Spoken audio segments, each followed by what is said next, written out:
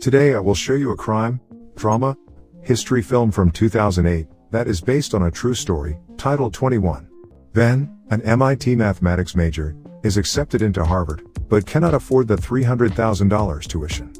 He applies for a scholarship that would cover the entire cost, but is informed that only one of the 76 applicants will get it. Despite having high grades and test scores, he faces fierce competition. He needs to write an essay and is told by the director that the scholarship will only go to whichever student dazzles him. Ben works at a men's clothing store with his best friend Miles and is promoted to assistant manager, which makes $8 an hour. He tells Miles about the essay and that he has no idea what to write about, because he hasn't done anything remarkable. Ben is frustrated because even though he has crushed exams, taken extracurriculars, and given up everything, the one thing stopping him from going to Harvard is money. They meet up at a bar with Cam to celebrate Ben's birthday. The three of them are trying to win a science competition by building a self-driving car. Back at MIT, a professor, Mickey Rosa, is giving a lecture on nonlinear equations. He asks the class to explain Newton's method. Ben mentions that Newton actually stole the method from Joseph Raphson, who published the same method 50 years earlier. The professor is impressed and gives him a chance for extra credit, so he challenges Ben with the Monty Hall problem, which he solves successfully. As class ends, the professor checks Ben's most recent test result to see 97%. Ben, Miles, and Cam are at a gym playing basketball. He notices a girl he likes, Jill. She waves and he waves back, but turns out she's waving at someone behind him. Later that day, as Ben is studying, a fellow student comes up and asks to follow him. He's a bit confused but does so. He's brought to a room that has some students sitting at a blackjack table and Professor Rosa standing at a blackboard. He tells Ben to call him Mickey and invites him to join the MIT blackjack team. Ben is introduced to the team consisting of Kiana, Fisher, Choi, and Jill. They explain that blackjack is beatable and that they go to Las Vegas every weekend and holiday, and that a spot on their team has opened up because a previous member got a job at Google. Ben is hesitant because he's afraid to step out of his comfort zone. Jill says, "Come on, Ben, it'll be fun." They go back and forth, Ben coming up with excuses as to why he can't do it, and Mickey trying to convince him, but Ben ultimately declines. The next day, Jill shows up at his job and says she's looking for a tie. Ben tries to help her pick one, but she's actually there to try to convince him further, saying that he should experience more things in life. Ben finally shows up at the blackjack club and starts learning the system. High cards have a value of -1, neutral cards have no value, and low cards are +1. He practices counting cards and memorizes the words that the team has assigned to each high count. Later, at a bar, they explain the roles of every member of the team. Kiana, Choi, and Jill are the spotters. They sit at various blackjack tables, only betting the table minimum and keeping count. When one of the tables reach a hot count, the player has an edge over the dealer, so they signal Ben or Fisher, who are the big players, who then stumble over to the table like some drunk rich kid and bet big. When the deck cools down, the big player leaves the table. Ben shows up to a dodgy alleyway for a trial run.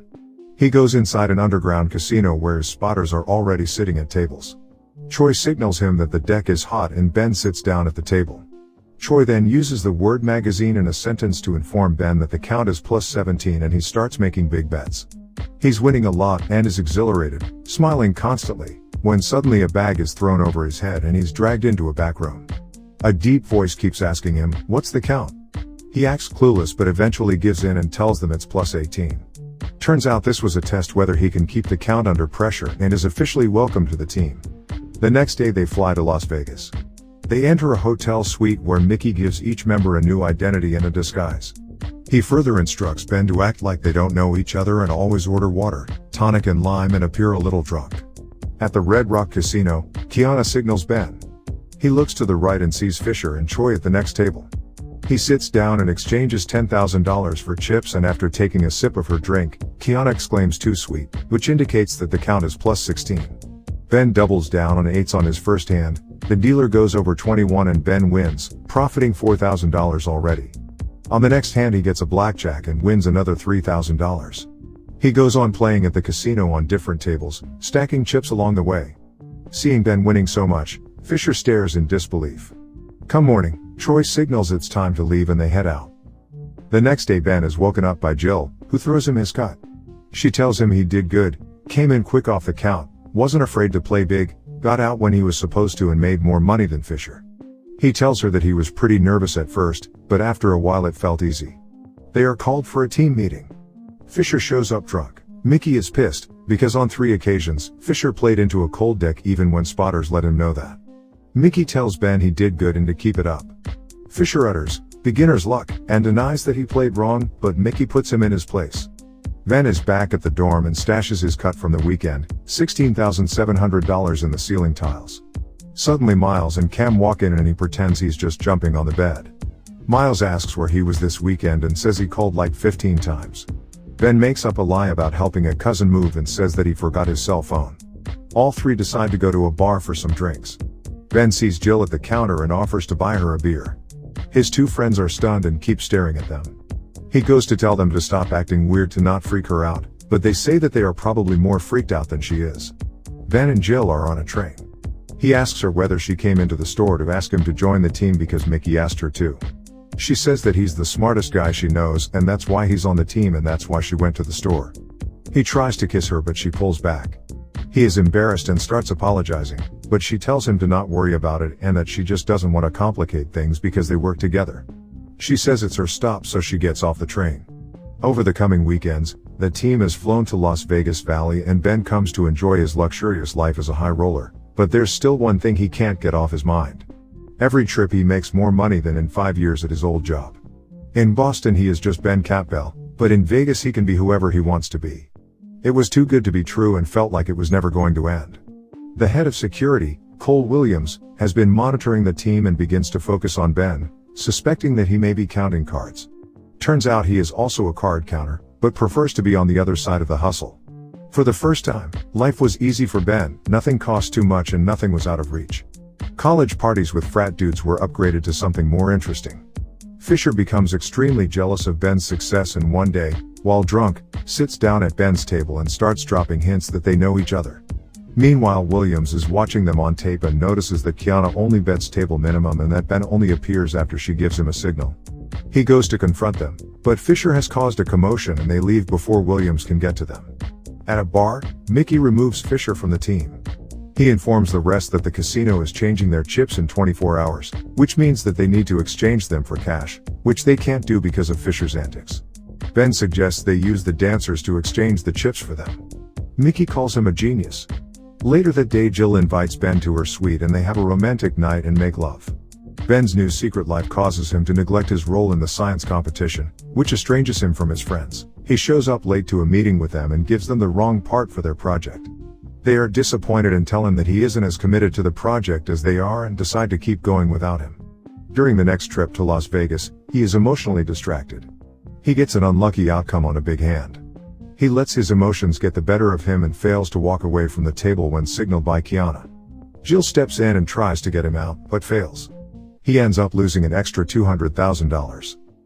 Mickey is furious and even when Ben apologizes, saying that this is his first mistake and others try to back him up, Mickey leaves the team and says that Ben will have to pay the $200,000 he lost one way or another. Ben and the remaining team decide that they will continue to play blackjack without Mickey, who took a 50% cut, reasoning that they don't even need him.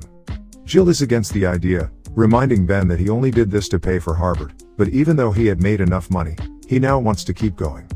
They go back to the tables and are winning, but Mickey is lurking in the shadows and tips off security. Williams takes Ben to a back room and beats him up while explaining that all casinos will soon have face recognition software, so his days were numbered anyway. Ben is also told that Williams and Mickey go way back. He used to chase and beat him up too, which is why Mickey doesn't play himself anymore. Ben goes back to MIT and reads a letter saying that he is ineligible for graduation because one of his courses, taught by an associate of Mickey's, is marked as incomplete. He goes inside and finds his dorm room trashed. The money he's been stashing away is missing. He has lost everything. He visits Jill and says he doesn't want to lose her too, and apologizes for his actions back in Vegas. Ken and Miles manage to win the robotics competition even without Ben, who is there watching. He apologizes to Miles for letting him down and explains everything he's been up to and they make up. Ben goes to see Mickey and persuades him to make a final trip to Vegas before the casinos install biometric software, but this time they will all use disguises and Mickey will be the second big player to make a big return. They're in a casino, making big bets, stacking chips and enjoying themselves. They manage to profit $640,000, before Williams shows up. Jill signals them and they scramble, throwing chips in a bag and taking off. A chase ensues. They run around slot machines and enter the staff area, where Mickey convinces Ben to throw him the chips and says they should separate. Mickey manages to get out and hops into a limo. He's ecstatic, thinking he got away with all of the money, but as he opens the bag, he realizes that the chips are fake. Ben switched the real chips with fake ones while they were running. Turns out that Williams has always held a grudge against Mickey, because the last time he saw him he got away with massive gains. So he made a deal with Ben to lure Mickey back to Vegas to catch him. In turn, Ben would be allowed to keep whatever they make that day, but when Ben and Jill exit the casino, Williams walks up and explains that he needs the money for retirement, and Ben, being as intelligent as he is, will figure out a way to succeed, so he takes the bag at gunpoint. Turns out that Ben's longtime friends are also pretty good at card counting, and the 6-person team makes a lot of money despite Williams' robbery. As Ben is recounting this story to the scholarship director, he looks pretty damn dazzled. The end.